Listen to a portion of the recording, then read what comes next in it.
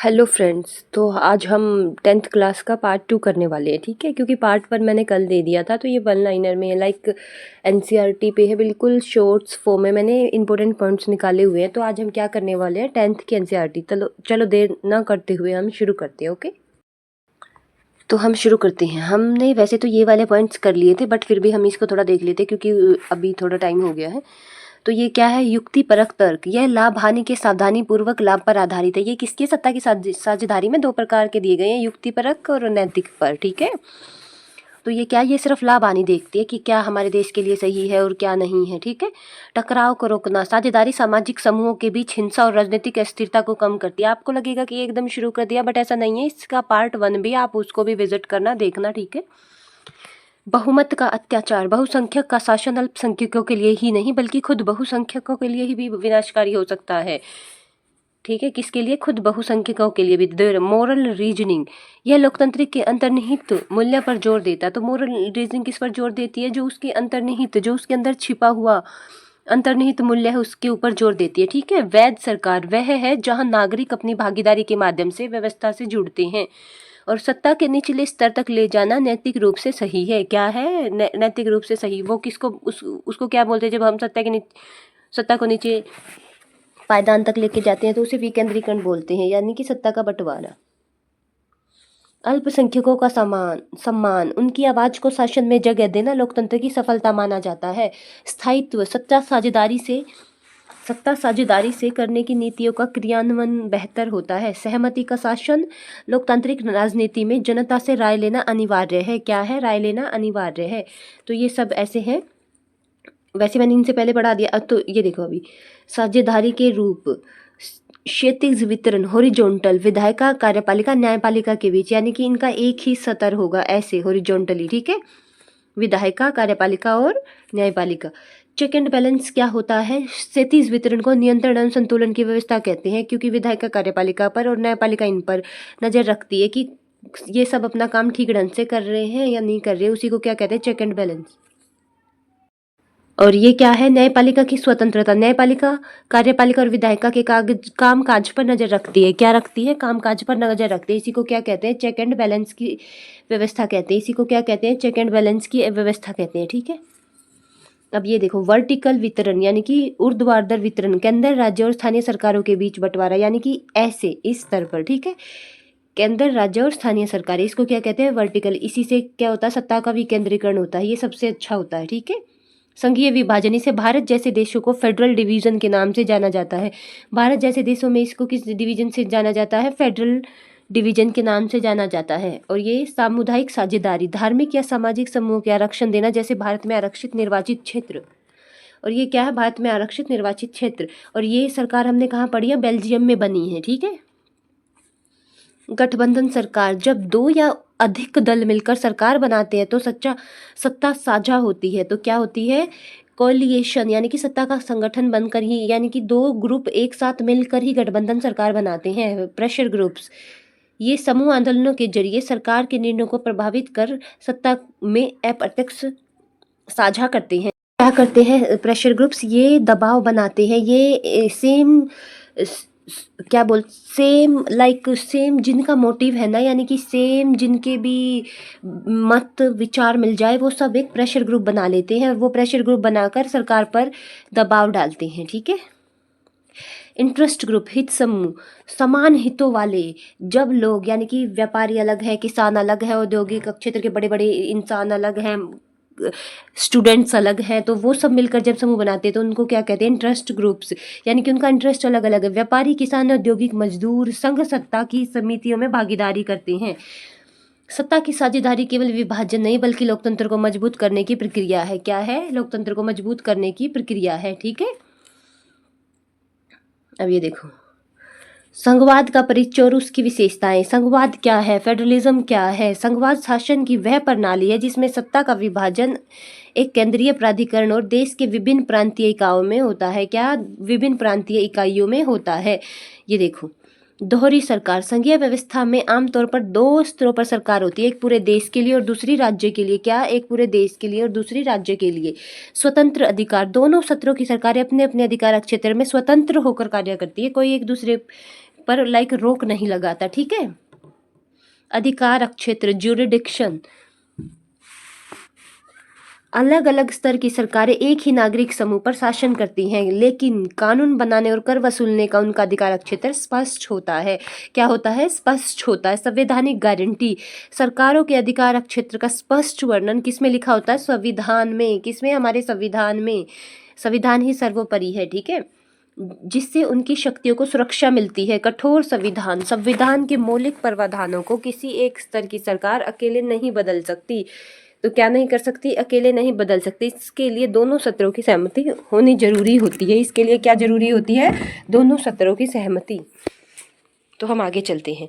न्यायपालिका की भूमिका, किसकी भूमिका? न्यायपालिका की भूमिका, अदालतों को संविधान की व्याख्या करने का अधिकार है। सर्वोच्च न्यायालय विवादों की स्थिति में एम्पायर की भूमिका निभाता है, कि सर्वोच्च न्यायालय अगर विवाद हो जाए तो वो उन विवादों को सुलझाता है।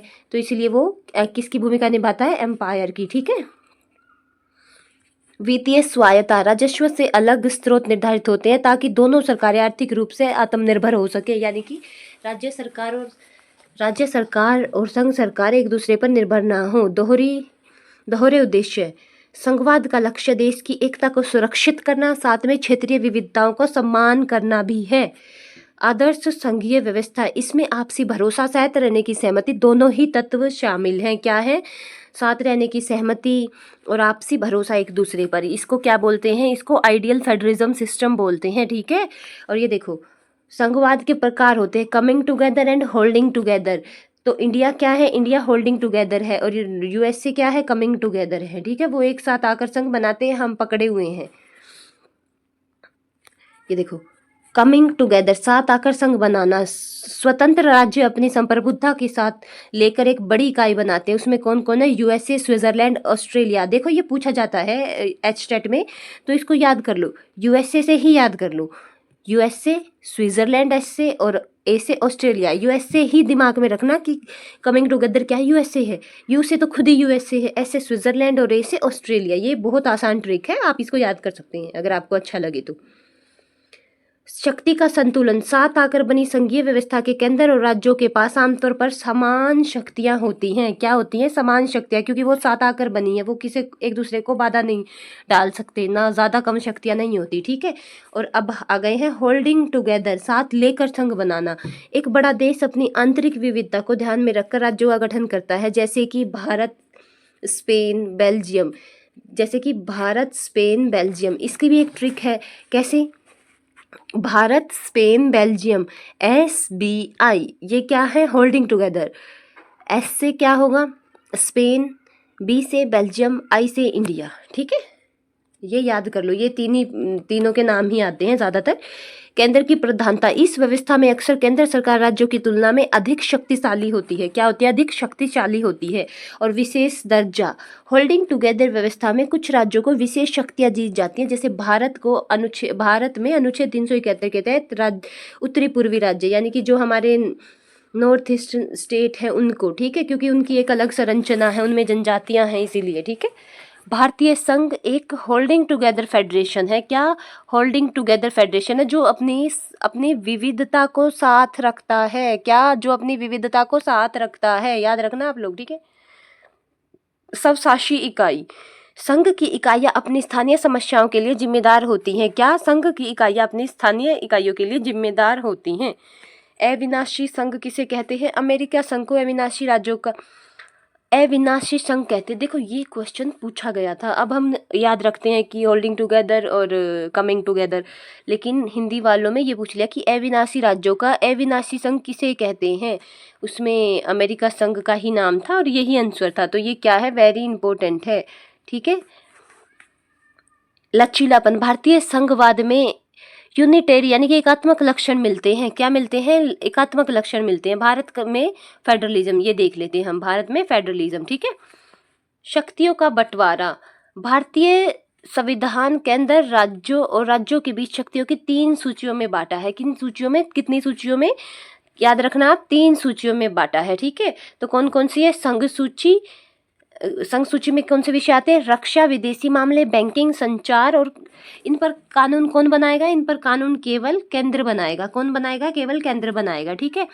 इसके बाद आ गया राज्य सूची, स्टेट लिस्ट, इन पर कौन कानून बनाएगा? इस पर सिर्फ राज्य सरकार बनाती है। और इसमें कौन आते हैं? पुलिस, व्यापार, वाणिज्य, कृषि और सिंचाई, ठीक है। इसके बाद आ गया कंकरेंट लिस्ट, समवर्ती सूची, साझा हित विषय, शिक्षा, वन, मजदूर संघ, विवाह, गोद लेना, इन पे कौन बनाता है? इन पे केंद्र सरकार बनाती है। लेकिन जैसे राज्य सरकार भी बना सकती है और केंद्र सरकार भी बना सकती है, लेकिन मतभेद की स्थिति में कौन बनाता है? केंद्र सरकार का ही इस पे लागू होता है। अगर विवाद की स्थिति हो जाए तो यदि समवर्ती सूची पर केंद्र और राज्यों के कानूनों में टकराव हो जाए तो कानून किसका चलेगा? तो कानून चलेगा केंद्र का, ठीक है। तो किसका कानून चलेगा? केंद्र का कानून चलेगा, ये याद रखना आप लोग। अब ये देखो, रेजिड्यूरी पावर, अवशिष्ट शक्तियां, वे विषय जो किसी सूची में नहीं, जैसे कंप्यूटर, सॉफ्टवेयर, आईटी, क्योंकि ये उस समय थे नहीं, साइबर क्राइम जैसे, तो इन पर कौन कानून बनाता है? केंद्र सरकार। और ये इन पे कौन बनाता है कानून? केंद्र सरकार बनाती है। केंद्र शासित प्रदेश, तो ये क्या है? केंद्र शासित प्रदेश, चंडीगढ़, लक्षद्वीप जैसे छोटे इलाकों को राज्य का दर्जा नहीं मिल सकता, इसलिए इनको, इनका शासन कौन चलाता है? केंद्र चलाता है। तो इसमें कौन बनते हैं? उपराज्यपाल बनते हैं, ठीक है। संवैधानिक संशोधन, क्या? संवैधानिक संशोधन, शक्तियों के बंटवारे में बदलाव के लिए संसद के दोनों सदनों में 2/3 बहुमत और आधे राज्यों की विधानसभाओं की मंजूरी होनी चाहिए, तभी क्या होगा? संवैधानिक संशोधन होगा, ठीक है। और ये संवैधानिक संशोधन का कहाँ से लिया गया है? ये दक्षिण अफ्रीका से लिया गया। हमने कहाँ से लिया है? दक्षिण अफ्रीका से, ठीक है। और 368 आर्टिकल, ठीक है। भाषाई राज्य, भारत में राज्यों का पुनर्गठन भाषा के आधार पर 1956 में हुआ था। संघवाद की पहली बड़ी परीक्षा थी ये हमारे यहाँ। भाषा नीति, भारत में किसी एक भाषा को राष्ट्रभाषा नहीं बनाया है। हिंदी को भी क्या बनाया? सिर्फ राजभाषा बनाया है। इसके अलावा 22 भाषाओं को दर्जा, हिंदी को मिलाकर कितनी है? 22, वैसे 21 लगा लो और फिर हिंदी को ऐड करो तो 22 भाषाएं हैं, ठीक है। कितनी? 22 भाषाएं हैं। केंद्र राज्य संबंध, 1990 के बाद गठबंधन सरकारों के दौर ने भारतीय संघवाद को मजबूत किया है। क्या किया है? मजबूत किया है, क्योंकि केंद्र अब मनमाने ढंग से राज्य सरकारों को भंग नहीं कर सकता। SR बोम्मई केस में क्या हुआ था? सुप्रीम कोर्ट ने इस फैसले पर 356 राष्ट्रपति शासन के दुरुपयोग को सीमित किया था। क्या किया था? सीमित किया था इसको, ठीक है।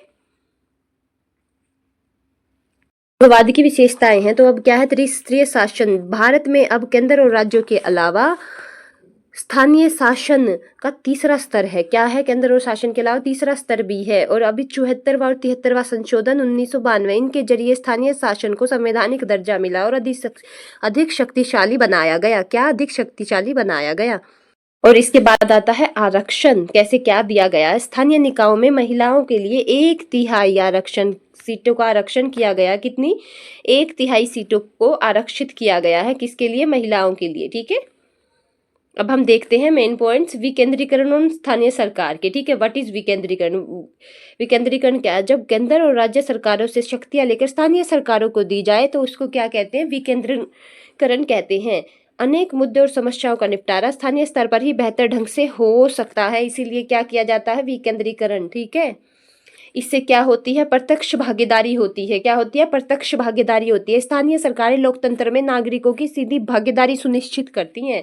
और क्या होता है? ग्राम सभा, गांव के सभी वयस्क इसके सदस्य होते हैं। यह ग्राम पंचायत के कामकाज की समीक्षा करती है। ग्राम सभा में 18 वर्ष से ऊपर के सभी व्यक्ति उसके सदस्य होते हैं। 18 वर्ष से ऊपर के आयु के सभी स्टूडेंट, बच्चे जो भी हैं वो उनके सदस्य होते हैं, ठीक है।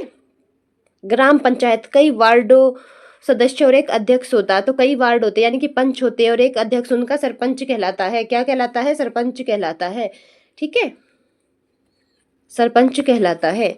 पंचायत समिति, कई पंचायतें ग्राम पंचायतों को मिलकर मंडल या ब्लॉक स्तर पर इकाई बनाते हैं। क्या होती है? पंचायत समिति, क्योंकि नीचे क्या आती है? ग्राम सभा, पंचायत समिति, जिला परिषद, ये 3 स्तर पर है ना। बलवंत राय समिति के उसने कितने स्तर? 3 स्तर दिए थे और ये वही 3 स्तर हैं, ठीक है। बलवंत राय समिति की सिफारिश से, ओके। जिला परिषद, एक जिले की सभी पंचायत समितियों को मिलाकर जिला परिषद बनती है। क्या बनती है? जिला परिषद बनती है, ठीक है। ध्यान रखना। राजनीतिक प्रमुख, जिला परिषद का राजनीतिक प्रमुख जिला चेयरपर्सन होता है। और नगर पालिका किसे कहते हैं? छोटे शहरों में स्थानीय स्वशासन की इकाई है नगर पालिका। और नगर निगम बड़े शहरों में नगर निगम होता है, जैसे कि जिसमें 10 लाख से ज्यादा की जनसंख्या हो जाए तो उसमें क्या होता है? नगर निगम होता है। और उधर क्या बनता है? मेयर, ठीक है। राज्य चुनाव आयोग हर राज्य में पंचायतों और नगर पालिकाओं के लिए नियमित चुनाव करवाने की स्वतंत्र संस्था है, और वो क्या है? राज्य चुनाव आयोग है। ठीक है, राज्य के चुनाव राज्य चुनाव आयोग ही करवाता है, केंद्र सरकार नहीं करवाती, ये ध्यान रखना आप लोग। ठीक है। वित्त आयोग, राज्य सरकार को अपने राजस्व का कुछ हिस्सा इन स्थानीय निकायों को देना अनिवार्य होता है। और इसमें क्या क्या चुनौतियां आती हैं? ग्राम सभा की बैठकें नियमित न होना, वित्तीय संसाधनों की कमी होना अभी भी बड़ी समस्या बनकर आ रही है। भारत का विकेंद्रीकरण अभ्यास दुनिया का सबसे बड़ा लोकतांत्रिक अभ्यास है। 36 लाख निर्वाचित प्रतिनिधि होते हैं इधर से, क्या 36 लाख। अब हम आ गए हैं फेडरलिज्म यानी कि संघवाद। संघवाद क्या है, इसकी मूल संरचना क्या है? ठीक है, आज ये कर ही लेते हैं थोड़ा सा। संघवाद की मूल संरचना। संघवाद केवल सरकार का बंटवारा नहीं बल्कि शक्तियों का संवैधानिक विभाजन है। क्या है? शक्तियों का संवैधानिक विभाजन। इसका क्या उद्देश्य है? एनसीईआरटी के अनुसार है ये सब बातें। ये देखो, संघीय व्यवस्था के दो मुख्य उद्देश्य होते हैं: देश की एकता की सुरक्षा करना, क्षेत्रीय विविधता का सम्मान करना। क्योंकि इंडिया में सबसे ज्यादा क्षेत्रीय विविधता है ना, तो क्या उसका सम्मान करना और सुरक्षा करना। सहमति और भरोसा। एक आदर्श संघीय व्यवस्था के लिए साथ रहने की सहमति और आपसी भरोसा दोनों बहुत अनिवार्य होते हैं। अधिकार क्षेत्र, जुरिडिक्शन। संविधान में स्पष्ट रूप से लिखा है कि कौन सी सरकार किस विषय पर टैक्स लेगी, कानून बनाएगी। इसी कारण इसे क्या कहते हैं? संवैधानिक गारंटी मिली हुई है। क्या मिली हुई है? संवैधानिक गारंटी मिली हुई है। ठीक है। और गठन के कितने तरीके होते हैं? मैंने ऊपर बताया है, गठन के 2 तरीके होते हैं: कमिंग टुगेदर, साथ आकर संघ बनाना। और मैंने क्या उदाहरण दिया था? यूएसए का। ये कैसे बनाते हैं संघ? यूएसए स्पेन, यूएसए स्विट्जरलैंड और ऑस्ट्रेलिया। ठीक है, यूएसए स्विट्जरलैंड और ऑस्ट्रेलिया। इन यूएसए से ही याद करोगे तो इनकी ट्रिक आसान है, ये याद हो जाएगी। कमिंग टुगेदर, जो साथ आकर अपनी सुरक्षा और पहचान को बढ़ाने के लिए एक बड़ी इकाई बनाते हैं। क्या बनाते हैं? एक बड़ी इकाई। और राज्यों के पास केंद्र के बराबर की शक्ति होती है। इसमें शक्तियों का बंटवारा नहीं होता, सेम शक्तियां सबके पास होती हैं। और होल्डिंग टुगेदर, इसमें इंडिया सबसे बड़ा नाम लेकर आता है अपना। इसमें क्या होता है? एक बड़ा देश अपनी आंतरिक विविधता को संभालने के लिए सत्ता का बंटवारा करता है। केंद्र अक्सर राज्यों से अधिक शक्तिशाली होता है, क्योंकि तभी तो वो अपनी सारी विविधता को बांधे रखता है। क्या? तभी तो वो अपनी सारी विविधता को क्या रखता है? जोड़े रखता है, बांधे रखता है। और इसके उदाहरण कौन कौन से हैं? स्पेन, बेल्जियम और भारत। अब ये देखो, भारत में विधायी शक्तियों का बंटवारा। 7वीं अनुसूची में 3 सूचियां दी गई हैं। कौन सी? यूनियन लिस्ट, स्टेट लिस्ट और कंकरेंट लिस्ट। और कौन सी? Concurrent list. ठीक है, और कौन सी दी गई है? Concurrent list. तो हम पढ़ते हैं संघ सूची से। इसमें 97 विषय हैं, विषय थे। अब क्या है? 100 विषय हैं। राष्ट्रीय महत्व के जैसे रक्षा, बैंकिंग, विदेशी मामले, इन पर सिर्फ कौन कानून बनाएगा? केंद्र। और स्टेट लिस्ट में 66 विषय थे, 5 उसमें समवर्ती सूची में भेज दिए गए। तो अब कितने हैं? 61 विषय। स्थानीय महत्व के मुद्दे, पुलिस, व्यापार, सिंचाई। और कंकरेंट लिस्ट में क्या है? 47 विषय हैं। 47 विषय थे, अब कितने हो गए हैं? 52 विषय हो गए, जब से 5 इसमें शिक्षा, वन, विवाह और उत्तराधिकारी। ये दोनों सरकार इस पर कानून बनाती है, लेकिन टकराव की स्थिति होती है तो संसद यानी केंद्र का कानून मान्य होगा। ठीक है। और ये आ गए रेज्यूडरी पावर। रेज्यूडरी पावर अवशिष्ट शक्तियों में क्या है? ये कहाँ से ली गई हैं? अवशिष्ट शक्तियाँ जो ये इसमें वो विषय आते हैं जैसे साइबर क्राइम, जो उस समय नहीं थे, सॉफ्टवेयर, और जैसे एआई से संबंधित जो आजकल चले हुए हैं, ये सब क्या आते हैं। और ये विषय इसमें आते हैं। और इस पर कौन केंद्र बनाता है? इस पर केंद्र कानून बनाता है। ठीक है, केंद्र कानून बनाता है। ओके। भारतीय संविधान की एसिमेट्रिकल प्रकृति क्या है? एसिमेट्रिकल प्रकृति है। कैसे? भारत में सभी राज्यों को समान अधिकार नहीं है। किसी को थोड़ा ज़्यादा दिया गया, जैसे नॉर्थ ईस्ट है, उनको थोड़ा अच्छा प्रावधान है कि भाई वो जनजाति हैं, तो वो है क्योंकि उनको विशेष परिस्थितियाँ उधर का रहन सहन अलग है। भारत मतलब लाइक हर प्रकार की जलवायु है, हर प्रकार के व्यक्ति हैं। जैसे कैसे? विशेष प्रावधान 1971 के तहत, नहीं, अनुच्छेद 371 के तहत असम, नागालैंड, अरुणाचल प्रदेश जैसे राज्यों में उनकी विशिष्ट सामाजिक ऐतिहासिक परिस्थितियों के कारण विशेष शक्तियां प्रदान की गई हैं। यूटीज। क्या? यूटीज ये वे इलाके हैं जो जितने छोटे होते हैं कि राज्य नहीं बन सकता, लेकिन अन्य राज्य में मिलाए भी नहीं जा सकता। सीधा नियंत्रण केंद्र का होता है। इस पर किसका होता है? केंद्र सरकार का होता है। और इसमें क्या बनते हैं? उपराज्यपाल बनते हैं। ठीक है।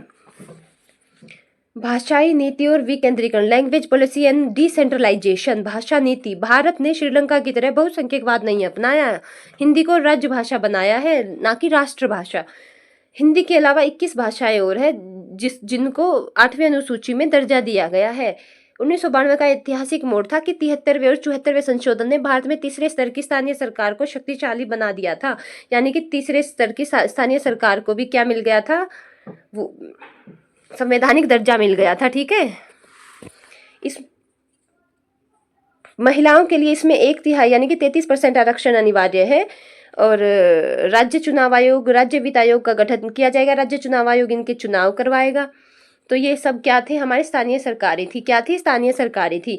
और अब हम पढ़ने वाले हैं अब हम क्या पढ़ने वाले हैं, गठबंधन सरकारें और संघवाद। गठबंधन सरकारें और संघवाद, 1990 के बाद भारत गठबंधन सरकार यानी कि कोलिएशन यानी गठबंधन, यानी कि एक सरकार नहीं बन पा रही, कई सारी सरकारें मिलकर, यानी कि एक सरकार नहीं बन पा रही, उसके पास बहुमत नहीं है, कई सारी सरकारें मिलकर क्या बना रही हैं, सरकार बना रही हैं। ठीक है, कई सारी पार्टियां मिलकर।